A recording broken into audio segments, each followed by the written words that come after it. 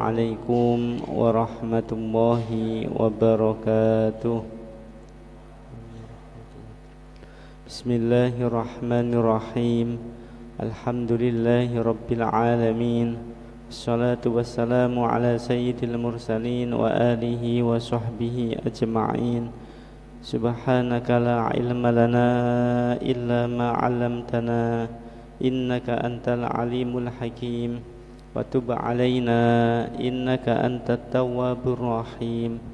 Rabbi shrah li sadri wa yassir li amri wahlul 'uqdatam min lisani yafqahu qawli. Amin amin ya rabbal alamin. Para bapak, para ibu rahimakumullah, monggo sareng-sareng kita niat thalabul ilm, pados ilmu, nawaina at-ta'alluma, nawaina at-ta'lima wat-ta'allum wat-tadhkira wat-tadhakkur wan-naf'a wal-intifa' ibtigha'a mardhatillah. Niat pados ilmu keranten Allah Subhanahu wa taala. Nomor kali monggo niat i'tikaf fi hadzal masjid sunnah lillahi ta'ala. Para bapak, para ibu rahimakumullah, alhamdulillah kita untuk jadwal saya sampai pada surah Al-Baqarah ayat 47. Kula waosake ayatipun terlebih dahulu, mangke badhe niku kula waosake tafsiripun. Kula ngagem tafsiripun guru kula Sayyid Muhammad Sayyid Tontowi, Syekh Muhammad Sayyid Tontowi, Syekhul Azhar sebelum periode ini, sebelum kapundhutnya beliau. Semoga kita mendapatkan ilmu yang bermanfaat. Amin ya rabbal alamin. Bismillahirrahmanirrahim. Ya bani Israil adhkuru ni'mati allati an'amtu alaikum wa anni faddaltukum 'alal alamin. Ya bani Israil, bani Israel. Kemarin sudah dipun jelasake datang pertemuan yang lalu, bilih Bani Israel menika Bani Yakub, keturunanipun Nabi Yakub. Wonten ingkang sholih, wonten ingkang tholih. Dan ini ada hikmah yang bisa kita petik, sebagaimana kisah Isra Mi'rajnya Nabi Muhammad ketika di langit pertama itu ketemu dengan Nabi Adam. Dan Nabi Adam itu ketika noleh ke kanan beliau terlihat bahagia. Ketika noleh ke kiri, beliau terlihat sedih dan susah. Kemudian malaikat Jibril menjelaskan bahwa saat Nabi Adam melihat ke kanan, diperlihatkan anak cucunya Nabi Adam yang taat kepada Allah. Ketika melihat yang kiri, anak cucu Nabi Adam yang tholih, lawannya sholih, yang tidak taat. Nah, itu semua, kita semua ini anak cucunya Nabi Adam. Ada yang baik, ada yang tidak baik.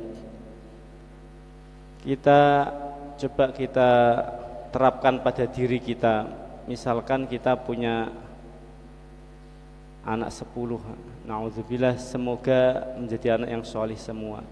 Misalkan ada 9 yang baik dan 1 ini tidak baik, maka kita akan merasa sedih karena semuanya itu adalah anak kita.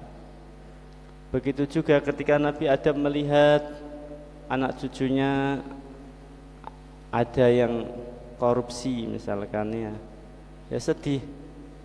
Dan ada yang menjadi hakim, yang menghakimi, yang menegakkan kebenaran, ya, beliau senang. Ini bisa kita petik apa dawuhnya para ulama, bahwa ini menambahkan ketawadhuan kita kepada Allah Subhanahu wa ta'ala, bahwa kita itu tidak bisa berbuat apa-apa. Nah, begitu juga kita ketika hidup ini terkadang kita mendapatkan kegembiraan, mendapatkan kesedihan, terkadang tercapai apa yang kita inginkan, terkadang tidak tercapai. Itu mengajari kita bagaimana kita bisa lebih tawadhu, bahwasanya kita ini tidak bisa apa-apa. Kalau semua yang kita inginkan tercapai, itu bisa jadi menimbulkan kesombongan. Jadi semuanya kalau diambil hikmahnya, ya ada hikmahnya. Ini maksud saya bahwa Bani Ya'qub itu juga demikian, ada yang sholih, ada yang tidak sholih. Bani Ya'qub itu Bani Israel, ada yang baik, ada yang tidak baik. Ya Bani Israel, he keturunan Ya'qub atau orang-orang Yahudi sekarang, itu juga min Bani Israel, karena Yahudi itu dari Yahuda. Yahuda itu saudaranya Nabi Yusuf alaihissalam. Nabi Yusuf itu bin Nabi Ya'qub. Yahuda maka putra Nabi Ya'qub juga. Wahai Bani Israel, ayat ini turun di Madinah. Jadi di Madinah itu banyak orang-orang Yahudi saat Nabi Muhammad berada di Madinah. Saat Nabi Muhammad, saya ulangi lagi, berada di Madinah, itu beliau bertetangga dengan orang-orang Yahudi. Beliau sebelum di Madinah, masih di Mekah, di Madinah sudah banyak dari orang-orang Yahudi. Kalau jenengan baca beberapa sejarah, di situ dijelaskan bahwa mereka itu saat mengetahui apa yang ada di dalam Taurat, apa yang ada di dalam Injil, sebuah penjelasan bahwa Nabi yang ditunggu-tunggu, An-Nabiyul Muntazor, Khatamun Nabiyyin, Nabi akhir zaman, Nabi yang terakhir, ismuhu Ahmad, namanya Ahmad. Nabi Muhammad punya nama Ahmad, punya nama Toha. Itu nanti akan bermukim, akan bertempat di daerah yang banyak kurmanya. Maka mereka bertanya-tanya, mencari informasi daerah yang banyak kurmanya itu di mana, yaitu di Thayyibah atau Yathrib. Yathrib, nama Yathrib itu adalah nama Madinah sebelum diganti oleh Nabi Muhammad dengan nama Madinah. Maka mereka banyak yang menuju ke Madinah. Untuk apa? Untuk bisa bertemu dengan An-Nabiyul Muntazor, Nabi yang ditunggu-tunggu, yakni Nabi Muhammad. Ismuhu Ahmad. Ternyata ketika tanda-tanda itu sudah jelas bahwa inilah Nabi yang ditunggu-tunggu, Nabi yang khairul anbiya, sayyidul anbiya wal mursalin, ternyata dari jalur Ismail, maka banyak dari mereka yang berpaling atau tidak mengakui, walaupun sejatinya mereka tahu betul tanda-tandanya adalah sudah jelas itu adalah Nabi Muhammad SAW. Maka di sini diingatkan, ayat ini turun kepada mereka, ya Bani Israel, tentunya ayat ini tidak hanya khusus pada mereka. Ini nanti yang mengingatkan kepada kita semua, umatnya Nabi Muhammad. Ya Bani Israel, wahai Bani Israel, uzkuru ilingo sapa sira kabeh, nyebuto sapa sira kabeh, para hadirin rahimakumullah. Uzkuru zakara, zakara itu punya dua arti. Bisa zakara itu zikir, zikir bil lisan, jadi menyebut-nyebut dengan lisan. Ni'matiya, nikmatku, nikmatnya Allah.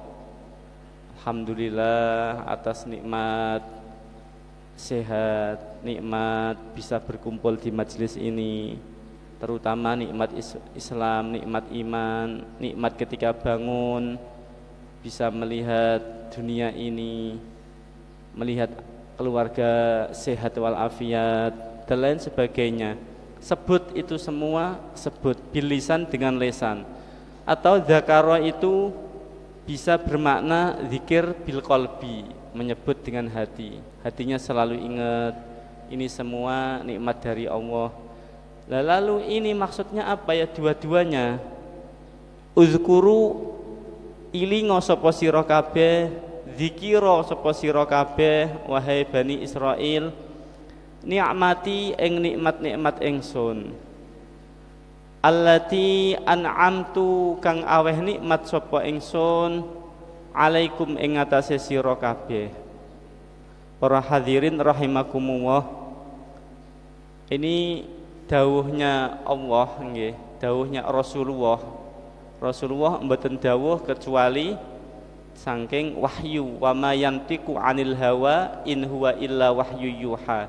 Nabi Muhammad tidak dawuh dari hawa nafsunya, in huwa illa wahyu yuha, tapi ini merupakan wahyunya dari Allah. Dawuhnya Nabi Muhammad, malam yashkurin nas lam yashkurillah, au kama qol. Siapa yang tidak bisa berterima kasih kepada manusia yang telah baik kepadanya, maka dia tidak bersyukur kepada Allah. Lah ini kepada sesama saja disuruh berterima kasih, apalagi ini nikmat yang memberi Allah Subhanahu wa ta'ala. Maka harus kita mengingatnya, harus kita mensyukurinya. Maka di sini diingatkan Bani Israel agar selalu menyebut, mengingat nikmat-nikmatnya Allah, allati an'amtu kang wis paring nikmat sapa ingsun Allah, alaikum ing atase sira kabeh, yang mana aku telah memberikan nikmat kepada kalian semua. Para hadirin wal hadirat rahimakumullah. Kemudian ayat ini itu yang kedua kalinya. Sebelumnya yang pertemuan lalu kita juga telah membaca ayat yang searti dengan ini, yang berbunyi ya Bani Israil adzkuru ni'matiyallati an'amtu alaikum wa aufu bi ahdi ufi bi ahdikum wa iyaya farhabun. Ayat 40. Nah sekarang ayat 47 dipun ulangi malih kalih Allah, ya Bani Israil adzkuru ni'matiyallati an'amtu alaikum wa anni faddaltukum alal alamin. Yang ayat 40, wa aufu bi ahdi ufi bi ahdikum wa iyaya farhabun. Ayat 47, wa anni faddaltukum alal alamin. Lah Al-Qur'an niku para bapak, para ibu ingkang estu kawula hormati, Al-Qur'an itu tidak ada yang muspro, mboten wonten ingkang tanpa ada maksud. Maka pengulangan ini ada maksudnya, ada faedahnya. Tentunya Allah yang Maha tahu. Tetapi para ulama juga menggali apa hikmah daripada pengulangan. Kayak misalkan dalam surah Ar-Rahman, di situ diulang terus fabi ayyi ala'i rabbikuma tukadziban. Fabi ayyi ala'i rabbikuma tukadziban. Sampai berapa itu? 27 kalau seingat saya, sehafal saya. Lah itu semua ada faedahnya, ada hikmahnya. Lah di antara hikmah pengulangan daripada ya Bani Israil adzkuru ni'mati allati an'amtu 'alaikum wa anni faddaltukum 'alal 'alamin, di sini tadzkiran ta'kidan litadzkirihim biwajibis syukri. Pertama berfaedah untuk takkid. Takkid itu menguatkan, berarti ini sangat penting sekali. Kalau wau sampun kula sampeake bilih dawuhipun ulama, walaupun ayat ini tertuju kepada Bani Israel secara khusus, tetapi ini juga tertuju kepada kita semua secara umum. Artinya apa? Orang yang tidak bisa bersyukur itu orang yang sangat jelek sekali. Kayak tabiatnya mayoritas dari Bani Israel yang melupakan nikmat. Maka kita harus belajar ketika ada orang yang telah baik kepada kita, jangan lupa kita mengingat jasanya. Ketika ada orang yang memberi kepada kita, kita harus mengucapkan terima kasih. Karena apa? Malam yashkurin nas lam yashkurillah. Siapa yang tidak bisa berterima kasih kepada manusia, maka dia tidak bisa bersyukur kepada Allah. Terutama bersyukur kepada Allah harus selalu mengingat. Maka kita sangat jelek sekali ketika selalu berkeluh kesah, karena berkeluh kesah itu melupakan nikmatnya Allah Subhanahu wa ta'ala. Sebaliknya, maka orang yang bersyukur itu punya kedudukan yang sangat tinggi. Maka kita harus latihan selalu mensyukuri nikmat Allah. Kemudian yang kedua faedahnya adalah ihtimaman bimazmunil khitab wa ma yashtamilu alaihi min awamir wa manhiyat wa tafsilan lima asbaghahu wahu alaihim mimminan ba'da an ajmalaha fin nida'il awal liyakuna tadhkir atam wa ta'thir asyad wa syukru alaiha arja. Dan faedah ingkang berikutnya yaitu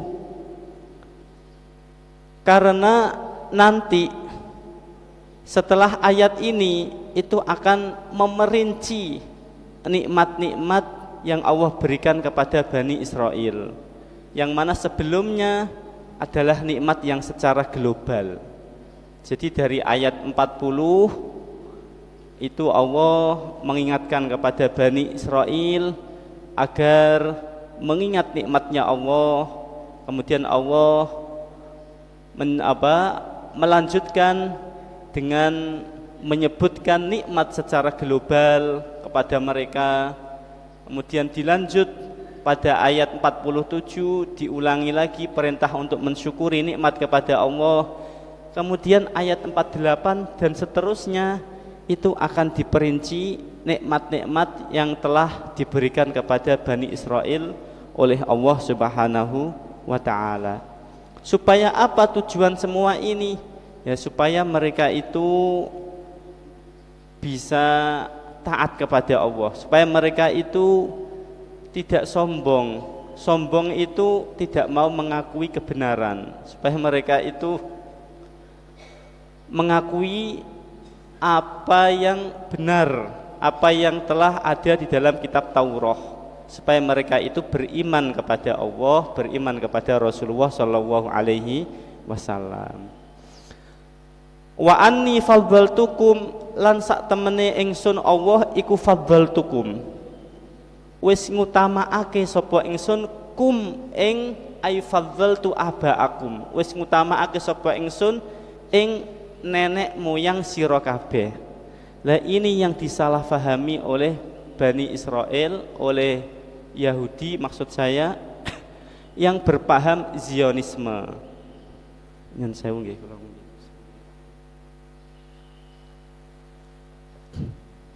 Yahudi yang berpaham Zionisme itu dia merasa bahwasanya dia itu asy'abul mukhtar, dia itu etnis yang pilihan, yang mana yang selain daripada dia dianggapnya seperti hewan. Jadi kalau jenengan baca di paham Zionisme itu paham yang bahaya sekali.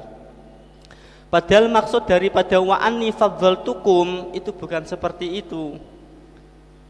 Wa anni faddaltukum lan sak temene ingsun Allah iku faddaltukum wis ngutamaake sapa ingsun Allah ing nenek moyang sira kabeh.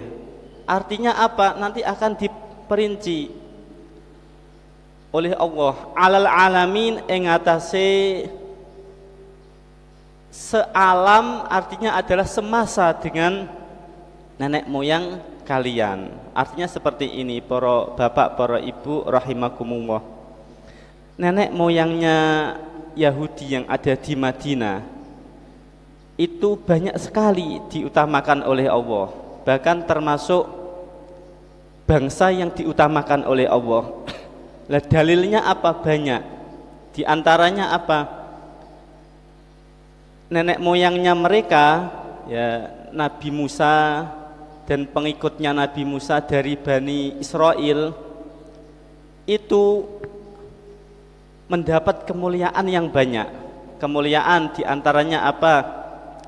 Kalau Nabi Musa sudah jelas sekali, beliau Nabi Allah Subhanahu wa taala. Beliau yang termasuk wa kallamallahu Musa taklima. Adapun umatnya yang juga dari Bani Israel mendapatkan kelebihan apa? Kelebihannya disebutkan dalam tafsir, di antaranya saat mereka itu durhaka, tidak taat kepada Allah, mereka tidak langsung diikop, tidak langsung disiksa. Berbeda dengan bangsa lain seperti wa fi adin wa ila adin akhahum huda, seperti bangsa Ad, kaum Ad itu beda. Ketika dia maksiat tidak dikasih jeda langsung, artinya tidak dikasih jeda itu tidak diulang. Berbeda ketika Bani Israel itu kan maksiat ini, kemudian disuruh tobat, diterima tobatnya, maksiat lagi, dan seterusnya sampai beberapa kali. Nanti akan dijelaskan. Kaumnya Nabi Soleh, kaum Tsamud itu juga sama. Kalau di sini dijelaskan di antaranya lagi yaitu ketika mereka durhaka maka habis semua dan tidak ada kelanjutannya, tidak ada keturunannya. Nah ini masih dikasih kesempatan sampai sekarang. Orang Yahudi masih dikasih kesempatan untuk berbuat baik, untuk berbuat baik. Tidak habis, mereka tidak habis. Sampai kapan? Sampai akhir kiamat, sampai akhir zaman. Lah akhir zaman mereka itu habis. Habisnya mereka itu bukan karena perintah Allah untuk menghabisi bangsa Yahudi, tidak. Islam itu tidak mengajarkan mendolimi. Tetapi kenapa dalam hadis disebutkan nanti di akhir zaman orang Yahudi itu akan diperangi semua, hingga batu-batu itu menunjukkan tempat persembunyian mereka. Batu itu entah kinayah, entah asli batu akan bicara, ya Allah Maha Kuasa, Allahu a'lam. Artinya tidak ada tempat yang bisa dipakai sembunyi oleh mereka. Itu mengapa? Karena mereka itu menjadi pengikutnya Dajjal di akhir zaman. Lah pengikut Dajjal itu semuanya akan ditumpas seperti itu. Jadi membunuhnya besok di akhir zaman itu bukan perintah untuk membunuh bangsa Yahudi, tidak. Karena perintah untuk memerangi pengikutnya Dajjal seperti itu. Dan mereka itu semuanya kompak ikut pengikutnya Dajjal seperti itu. Lah buktinya apa? Buktinya jelas. Nek perintah merangi Yahudi zaman Nabi lah diperangi oleh Nabi. Nabi Muhammad mboten. Orang Yahudi ya bertetangga baik dengan Nabi Muhammad. Lah mereka terusir dari Madinah karena perang Ahzab, itu karena ulahnya mereka sendiri. Mereka mengkhianati perjanjian. Mereka bersekongkol akan membunuh Nabi Muhammad. Lah saat itu malaikat Jibril memberi wahyu kepada Nabi Muhammad bahwa mereka itu akan membunuh engkau. Maka Nabi Muhammad diperintahkan untuk mengusir mereka. Maka Nabi Muhammad dawuh, kamu telah bersekongkol untuk membunuh aku, untuk memerangi aku. Maka atas perintah Allah kamu diperintahkan untuk keluar dari Madinah. Atas izin Allah mereka dikasih rasa ar-ru'ab. Ru'bun itu rasa gemetar dan ketakutan. Maka mereka dengan sendirinya tanpa ada peperangan keluar dari Madinah. Diperintahkan oleh Allah tidak boleh membawa apa-apa kecuali semuatan untanya. Maka dia hanya membawa satu unta dan yang cukup untuk dibawa oleh untanya. Lah mereka itu termasuk kekayaannya adalah unta-unta. Untanya itu banyak sekali. Maka pada saat itu Nabi Muhammad menjadi kaya raya. Hingga di dalam riwayat ada yang mengatakan setelah itu beliau itu memberikan nafkah kepada istri-istri beliau setahun penuh, langsung setahun penuh. Nafkah setahun penuh itu berapa itu? Kalau kita menafkahi istri satu hari kadang besok baru nafkahi lagi satu hari, kadang satu hari dikurangi mergo rezekinya cuma sedikit, kadang disuruh sabar ya. Jadi Nabi Muhammad kaya raya, Masya Allah, semuanya dikasih jatah untuk 1 tahun setelah Ahzab itu. Nabi Muhammad juga pernah mengalami tidak dahar beberapa hari. Nah, ini sejatinya semuanya itu mengajarkan, karena Nabi Muhammad itu sebuah teladan. Nabi Muhammad itu teladan bagi kita. Bagaimana di waktu kita mendapatkan nikmat yang banyak, bagaimana di waktu diuji oleh Allah. Sebetulnya kalau Nabi Muhammad mau, ya gunung itu akan diberikan merayu. Gunung itu merayu untuk dimiliki oleh Nabi Muhammad SAW. Tapi Nabi Muhammad sebagai teladan, Nabi Muhammad memilih agar umatnya bisa mencontoh dari sifatnya baginda agung Sayyidul Anbiya wal Mursalin Rasulullah SAW. Para hadirin wal hadirat rahimakumullah, sekali lagi maka paham Zionisme itu paham yang salah. Dia mengartikan fadzaltukum itu dia sebagai etnis yang mulia, syu'bul mukhtar, yang pilihan, yang selain darinya itu seperti hewan. Kenapa dikatakan seperti hewan? Karena boleh dimanfaatkan. Saat dia butuh hewan itu untuk ditumpai, maka boleh ditumpai. Saat dia butuh hewan itu dibeleh, maka boleh disembelih dan seterusnya. Tetapi apakah semua daripada Yahudi fahamnya Zionisme? Mboten, para bapak, para ibu rahimakumullah. Nek jenengan ningali berita nggih, ada Yahudi yang hidup tidak di Israel, ada juga yang hidup di Israel yang menentang keputusan-keputusan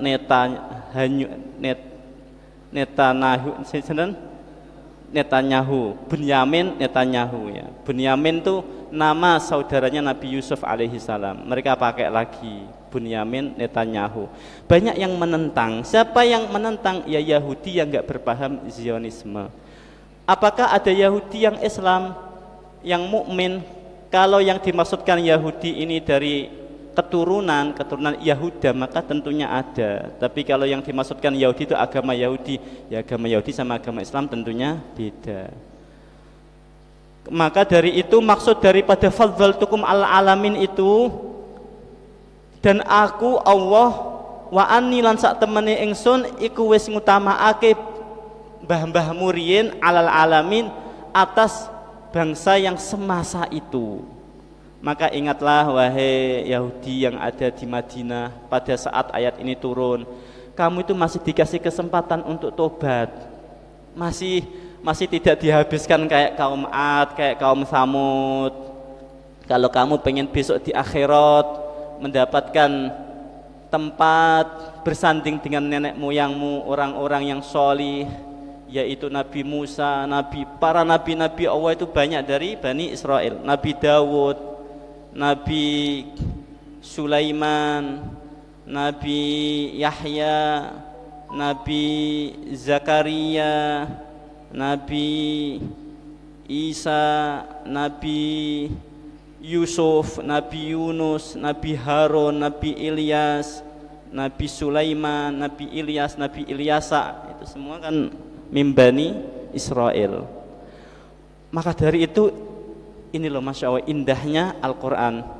Ini kalau diperinci tafsir-tafsirnya banyak sekali, tapi tidak saya bacakan satu persatu, saya loncati ya. Nanti insya Allah jam 5:30 lebih 5 menitan kita tutup, atau lebih 7 menit. Maka ayat selanjutnya dawuhnya Allah, wattaqu yawman la tajzi nafsun an nafsin syai'aw wa la yuqbalu minha syafa'ah wa la yu'khadhu minha 'adlu wa la hum yunsharun. Wattaqu lan wedya sapa sira kabeh yauman ing dina. He Bani Israel, sekali lagi para hadirin, ini nasihat sebetulnya tidak hanya pada Bani Israel, pada kulo, pada semuanya, pada umatnya Nabi Muhammad SAW. Takutlah terhadap hari besok yaumul qiyamah, la tajzi nafsun an nafsin, yang seseorang itu tidak bisa membela pada seseorang yang lain. Wala yuqbalu minha syafa'ah, dan tidak bisa memberikan syafaat. Wala yu'khadhu minha adl, dan tidak bisa ditebus dengan sesuatu. Wala hum yunsharun, dan tidak ada yang menolong. Jenengan pasti bertanya-tanya, duh, dawuhnya kiai-kiai enten syafaatipun Kanjeng Nabi, enten syafaatipun Ahlul Quran ingkang ngamalake Al-Quran, ingkang hafal Al-Quran lan ngamalake. Kemudian enten syafaatnya orang-orang yang alim. Lalu bagaimana ayat ini? Para hadirin wal hadirat, ayat ini itu berkaitan dengan ayat sebelumnya. Maka seakan-akan itu Allah dawuh seperti ini, he Bani Israel, awakmu iku wedya besok nang nggone kiamat iku gak ana sing iso nulung awakmu selama awakmu ora mengikuti ajaran-ajaran nenek moyangmu. Maka dari itu ayat lainnya, man dzalladzi yashfa'u 'indahu illa bi'idznih. Ayat lainnya dalam surah Thaha, yauma idzil la tanfa'u syafa'ah illa man adzina lahur rahman wa radiya lahu qaula. Jelas sekali. Di hari itu tidak ada yang bisa ngasih syafaat kecuali yang diizini oleh Allah.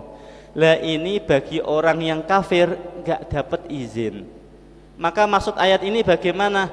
Ini enggak akan dapat syafaat, enggak akan ada yang bisa nolong, enggak akan bisa ditebus. Itu bagi orang yang kufur, bagi orang yang kafir. Kalau orang yang mukmin nggih saged. Maka ada syafaat, orang tua dapat syafaatnya anak yang soleh. Sebaliknya anak yang soleh dapat syafaatnya orang tua yang anak yang nakal bisa disyafaati oleh orang tuanya yang soleh. Tapi semuanya itu adzinallahur rahman, atas izinnya Allah Subhanahu wa taala. Man dzalladzi yashfa'u 'indahu illa bi'idznih. Maka apakah bertentangan ayat ini? Mboten. Dan itu diperkuat dengan hadis Nabi sallallahu alaihi wasallam yang mutawatir itu jumlahnya saambrek, sakhuwatah katai. Di antaranya adalah satakunu lahu syafa'atun fi daf'il adzab an aqwamil mu'minin. Akan jelas sekali besok itu ada syafaat dari menolak azab bagi orang-orang yang beriman. Bahkan di dalam Maulid Ad-Dibai itu umatnya Nabi Muhammad itu kan akan terbagi 3 golongan. Yang satu golongan itu yadkhulunal jannah bighairi hisab. Amin ya rabbal alamin. Masuk surga niku tanpa dihisab. Enak. Mungkin kita tergolong niki. Amin ya rabbal alamin. Ingkang sepertiga malih niku masuk surga tapi lewat hisab terlebih dahulu, lewat iqab terlebih dahulu. Tapi akhirnya mendapat syafaat dan masuk surganya Allah selama-lamanya. Dan yang ketiga, ini kelompok ketiga, wa khotoya bidzunubi wa khotoya idham fayaqul haqqi wa izzati wa jalali la ja'altu man akhlasoli, sampai akhir. Itu ada di Maulid Ad-Dibai. Tapi pada akhirnya tetap mendapatkan syafaatnya. Ini yang dimaksudkan dalam surah Adz-Dzuha, wala saufa yu'tika rabbuka fatardha. Allah niku ngertos Nabi Muhammad itu suwayang tenggane umate. Sampai mergi sayangnya Nabi Muhammad kepada umatnya, Nabi Allah ini ku dawuh. Oleh apa? Wahai Muhammad, apakah engkau mau aku serahkan urusan umatmu kepadamu? Wis sakarepmu wahai Muhammad, umatmu sakarepmu. Sampean toto jenengan toto gimana pun, karena tahu bagaimana cintanya Nabi Muhammad kepada umatnya. Tak serahkan urusan umatmu kepadamu. Masya Allah, begitu sayangnya Nabi Muhammad kepada umatnya. Apa jawab Nabi Muhammad? Nabi Muhammad dengan kecerdasannya, la ya Allah, tidak wahai Allah, mboten wahai Allah. Karena apa? Anta arhamu minni, jenengan niku lebih rahman rahim dibanding kula ya Allah. Seperti itu. Maka Allah menjawab, idzan, maka oleh karena itu la yukhzika abada, aku tidak akan aukamakol, aku tidak akan mengecewakanmu wahai Muhammad terhadap umatmu. Maka seluruhnya akan masuk surga, tapi ya 3 golongan itu, kecuali yang aba, kecuali yang tidak mau masuk surga, tidak mau mendapatkan ridhonya Allah. Nabi Muhammad dawuh, kullu ummati yadkhulunal jannah, seluruh umatku masuk surga illa man aba, kecuali yang tidak mau. Siapa engkang mboten mau? Yang kufur, yang tidak mau beriman kepada Nabi Muhammad hingga akhir hayatnya. Ini panjang lebar, kurang 3 menit, insyaallah di sini kita akhiri. Oleh karena itu ayat ini, wattaqu yaumal la tajzi nafsun an nafsin syai'aw wa la yuqbalu minha syafa'ah ولا يقبل منها شفاعة ولا يؤخذ منها عدل ولا هم ينصرون. Ini mengingatkan kepada mereka orang-orang Yahudi yang hidup di zaman Nabi. Pertama diingatkan, nikmat-nikmatmu dulu ke nenek moyangmu. Loh itu kan nenek moyang, kan bukan kita, misalkan seperti itu. Lah nenek moyang itu juga nikmatnya sampai kepada anaknya. Sampai engkau ini bisa masih hidup diberi kesempatan ini karena nikmat abaakum itu, maka nikmat itu juga nikmat untuk kalian semua. Di antara nikmatnya lagi, idza'ala fikum anbiya, banyak nenek moyangmu itu yang dijadikan oleh Allah sebagai nabi-nabi tadi yang sudah saya sebutkan.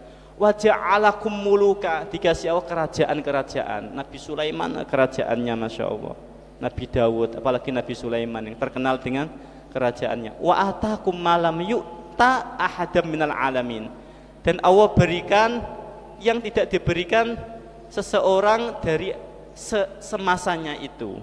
Semasanya itu nggih. Maka semasanya itu maksudnya apa? Maka Bani Israel itu tetap kalah kemuliaannya dengan kemuliaan umat Nabi Muhammad SAW. Dalilnya apa? Jelas sekali. Kuntum khaira ummatin ukhrijat linnas ta'muruna bil ma'ruf wa tanhauna 'anil munkar wa tu'minuna billah. Walau amana ahlul kitab lakana khairal lahum. Masya Allah. Kalian semua umat Nabi Muhammad yang mengikuti Nabi Muhammad, khairon nas, kuntum khaira ummah, sebaik-baik umat, ukhrijat linnas, yang diperuntukkan untuk manusia, ta'muruna bil ma'ruf, tapi dengan catatan mereka yang mau amar ma'ruf. Amar ma'ruf itu ya semampunya.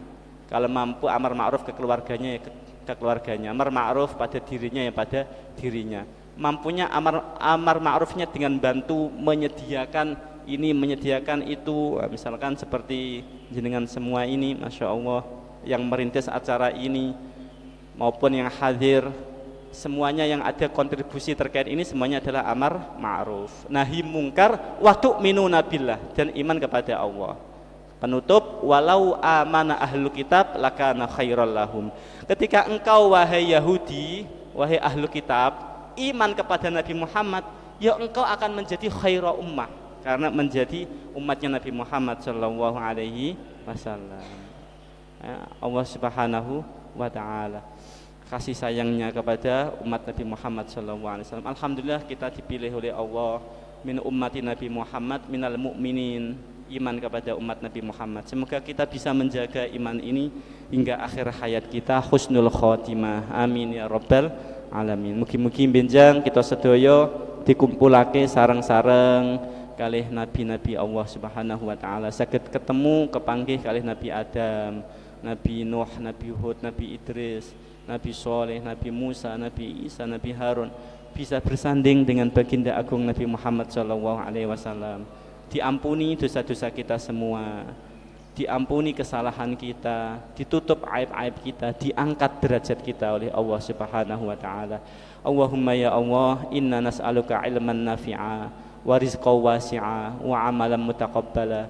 Allahumma ya Allah, inna na'udzubika min qalbin la yakhsha wa min ilmin la yanfa' wa min ainin la yadma'. Allahumma ya Allah, la tadma'. Allahumma ya Allah, inna nas'aluka ridhaka wal jannah wa na'udzubika min sakhatika wan nar. Rabbana atina fid dunya hasanah wa fil akhirati hasanah wa qina adzabannar.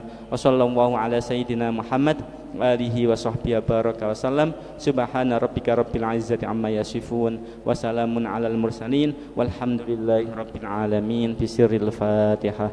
A'udzu billahi minasy syaithanir rajim. Bismillahirrahmanirrahim. Alhamdulillahi rabbil alamin. Ar-Rahmanir Rahim. Maliki yaumiddin.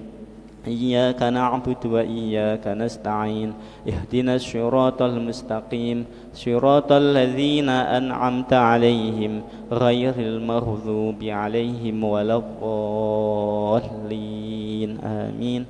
Rabbi ighfirli wa liwalidayya wa lil mu'minina. Amin. Assalamualaikum warahmatullahi wabarakatuh. Rabbi fanfa'na bi barakatihim wahdinal husna bi hurmatihim wa amitna fi tariqatihim wa mu'afatim minal fitani. Rabbi fanfa'na bi barakatihim wahdinal husna bi hurmatihim wa amitna fi tariqatihim wa mu'afatim minal fitani. Rabbi fanfa'na bi barakatihim wahdinal husna bi hurmatihim wa amitna fi tariqatihim wa mu'afatim minal fitani. Allahumma inni astaudi'uka ma 'allamtanihi wardudhu ilayya 'inda hajati ilayhi wa la tunsinihi ya rabbal alamin. Allahumma shalli ala sayyidina Muhammad.